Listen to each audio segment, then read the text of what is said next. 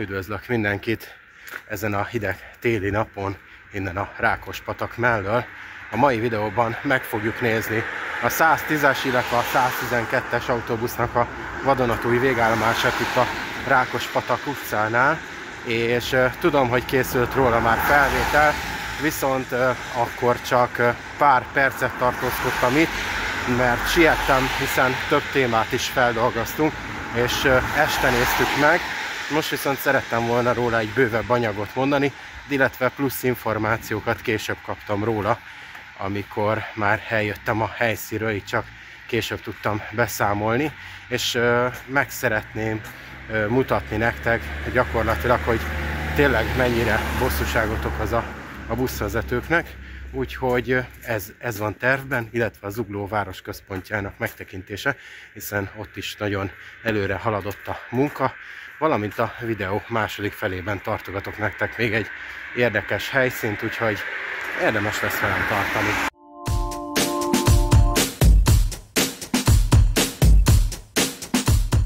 Miközben kiérkezünk a Rákospatak utca, Telepes utca sarkára, láthattok is egy 110-es moduló autóbuszt érkezni. Ő éppen a Thomán István utca felől jön. Tudom, hogy Thomán István utca van most rá kiírva, ugye már kicserélte a feliratot.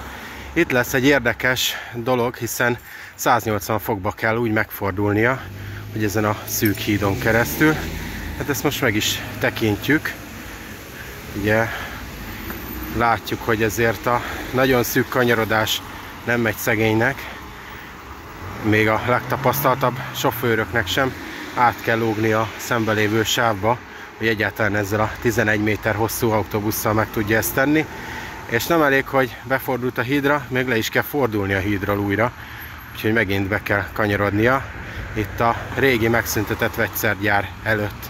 És közben, ha jól látjuk, a 277-esnek az útvonalát is módosították, hiszen itt, hogy végjött a Telepes utcán, ő is befordul erre az új végállomásra, amit most megnézzünk közelebbről. Hát láthatjuk, hogy nem éppen észszerű volt ennek a kialakítása, hiszen nem elég, hogy itt szűk utcákon keresztül kell fordulni a busznak, még ide egy biciklisávot is ide tettek, illetve egy jó Demszki pogácsát.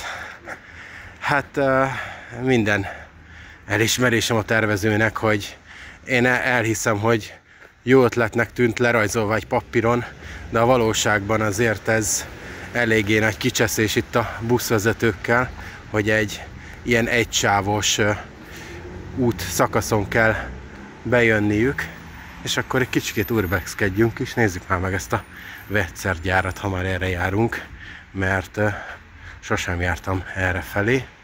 Hát gyakorlatilag itt a bejárat le van zárva, úgyhogy nem megyünk be, de alapból sem mennék be, azért nem szeretem az ilyen elhagyatott helyeket egyedül felfedezni. Ahogy látjátok, hogy szöges drót is van itt, azért, hogy nem ásszanak be.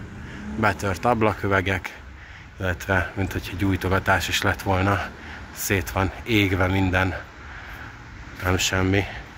Szóval én támogatom a zöld közlekedési formát visszatérve, és örülök neki, hogyha minél több helyen bicikli sáv alakul ki, meg közösségi közlekedési csomópont, viszont ennek a tervezését nagyon elrontották. Egyébként ott van a háttérben az új Zugló városközpontja, ami folyamatosan épül, és látjátok, hogy azért itt szélesedik csak ki az út, hogy félre tudjanak állni azok a buszok, amik csak később indulnak, vagy műszaki pihenőt tartanak éppen. Szóval nem értem, hogy minek kellett ez a két biciklisáv. Szerintem tök felesleges volt ide a Rákospatak utcába ezt ide kialakítani. Értem én, hogy nem az autósoktól akartak még elvenni, mert ott is egy sáv van irányonként, de azért ez nem épp a legjobb megoldás. Meg ilyen konténer tartózkodót raktak a buszvezetőknek itt a Dejés utcában, ami egy nem túl bizalomgerjesztő kis utca környék, úgyhogy itt tudnak pihenni, hiszen a Bosnyák térnél szerintem el fogják bontani, úgyhogy hát szegényeknek csak ez jutott. Mostában nagyon nagy divat lett itt tényleg így a hosszabbítások, fejlesztések, így mutatom, kapcsán az, hogy szerencsétlen járművezetőket bezsúfolják egy konténerbe, és ott tudnak kávézni, vagy elintézni a szükségleteiket, vizelési ügyeiket. Úgyhogy, de legalább nem a buszba kell megvárniuk, és végig elmenni a Thomán István utcáig, hogy el tudjanak menni mosdóba. Ugye ez a parkolósáv is, hogy minek lett ide rakva, az is egy jó kérdés, hiszen így még kisebb helye van a buszvezetőknek, hogy kiforduljanak. Itt van az, amit mondott a buszsofőr is, hogy nézzétek meg, ilyen szűk helyen gyakorlatilag 3 méterre szélességű úton kell elférni egy 2,5 méter széles busszal, és ezen a 3 méterről kell körülbelül egy 6 méteres útra rákanyarodni, úgyhogy 11 méter hosszú a busz, ezért ez érthetetlen számomra. Én azt nem értem, hogy ezt a terelőt ide minek kellett kiépíteni, hát gondolom a parkoló miatt, mert ha ezt nem rakták volna ide, talán még egy fél métert nyertek volna szegény buszsofőrök. Most így nekik nagyon matekozni kell, közben hátrébb jövünk, és hát megmutatjuk, hogy hogy sikerül innen kifordulni. Nézzétek meg, majdnem, hogy patkától patkáig ér az autóbusz. Hát ez lesz a szép mutatvány. Szerencsére profika buszvezetők, tehát nem kell félteni őket, de ha mondjuk most ott állt volna egy autó a hídon, akkor nem biztos, hogy be tudta volna venni ezt a kanyart. És mondjuk szerencsére a lámpahangolást megoldották nagyon jól, tehát amint itt átjött, körülbelül egy 1-2 másodperce kellett neki megállnia, már rögtön utána jön is a 7-es autóbusz. Mondjuk észszerűbb lett volna, hogyha itt letérve, mondjuk itt a Lantos Mihály sportközpont előtt alakítják ki a megállót, egy buszfordulót, és itt mondjuk beálltak volna, és akkor már egyből mondjuk ott létrehozva még egy útszakaszt, vissza tudtak volna fordulni, és nem kellene itt körbe kerülgetni a Rákospatakot, hogyha már onnan el kellett venni a végállomást. Ezért nem alakították ki, mert itt fog épülni még egy híd, tehát itt át fog jönni szépen, és ahol vannak ezek a földkupacok, innen fog majd újra összeszűkülni. Pedig, hogyha megoldották volna, hogy itt mondjuk nincs kiszélesítés, hanem marad itt a 2 sáv, és arrébb történik a sávok összeszűkítése, akkor a busz simán itt le tudott volna jönni, és akár itt lehetett volna egy végállomása, ahogy az előbb is mondtam, és itt a busz megálló után fordult volna vissza. Talán egyszerűbb megoldás lett volna, mint a jelenlegi, vagy nem tudom, hogy mennyi hely maradt volna, hogyha még forgalmi sávok vannak, és lett volna mellette még egy buszforduló is, de egy a lényeg, hogy a jelenlegi helyén ezért nem egy túl jó megoldás, hogy maradhatott volna a Bosnyák téren, de hát persze itt a autósoknak át kell adnia majd a szélső sávokat, és a buszokat beteredik középre a buszkoridorba, úgyhogy emiatt nem lehetett ezt az egész történetet megvalósítani. Na, itt van a helyrettünk a régi hídszerkezet, és hát ide épül, itt már be is temették a Rákospataknak ezen részét, tehát ilyen széles lesz, és látjátok, ilyen ideiglenes csővel van átvezetve a patak, úgyhogy nincsen teljesen betemetve, hogy elfolyjon. Hát nem is tudnák megtenni, hogy teljesen betemetik, mert akkor ez nagyon nagy áradáshoz vezetne, hiszen el kell folyni valahol a hegyről érkező víznek, víztömegnek, és el kell jutni valahogy a Dunába, és hát így fog kinézni. Még csak itt tartanak a munkálatokkal. Közben érkezik is a 110-es autóbusz, ami most megáll éppen a pirosnál, várja itt a szabadot. És el is indult, és most lesz a probléma, hiszen itt meg is állt az autós hídon, ahogy említettem. Úgyhogy jó kérdés, hogy be tud-e szegény kanyarodni. Hát, hátra kell tolatni rendesen az autónak. Ez, amiben a tervezők nem gondoltak bele, csak ész nélkül fölrajzolták a térképre, mert ilyen esetek sűrűn előfordulhatnak, főleg ha itt dugó van, és azért szokott kialakulni dugó itt a Csömöri úton. Tehát érthetetlen, mert mondjuk megáll itt 2 autó, most egy autó még hátra tudott tolatni, de ha 2-3 autó megáll, hova tolatnak hátra, amikor a Rákospatak utcában is megy itt a autós forgalom, tehát szinte hogy esélytelen.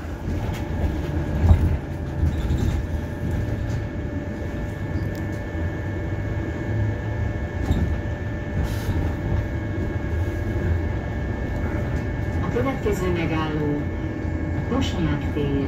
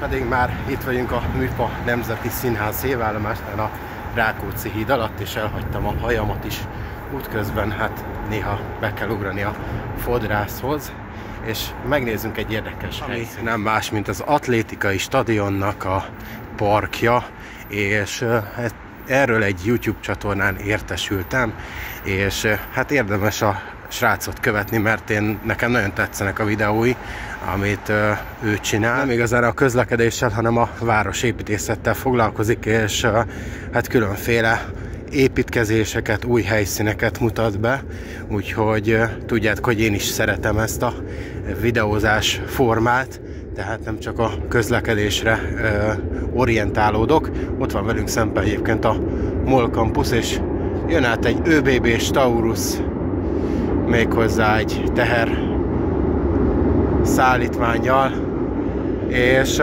hát ő mutatta be, hogy gyakorlatilag átadták a parkot.